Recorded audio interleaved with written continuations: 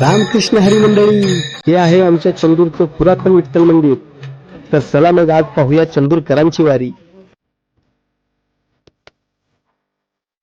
वारकरी संप्रदाय हा महाराष्ट्राच्या संस्कृतीचा पाया आहे. आषाढ महिना आला की माझं गाव सुद्धा विठ्ठल भक्तीत न्हाऊन निघतं.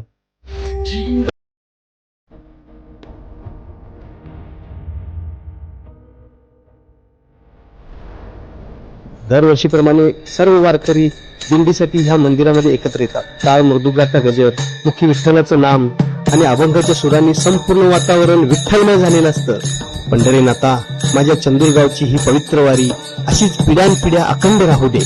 आमच्या गावावर, वारकऱ्यांच्यावर आणि पवित्र परंपरेवर तुझी कृपादृष्टी सदैव राहू दे.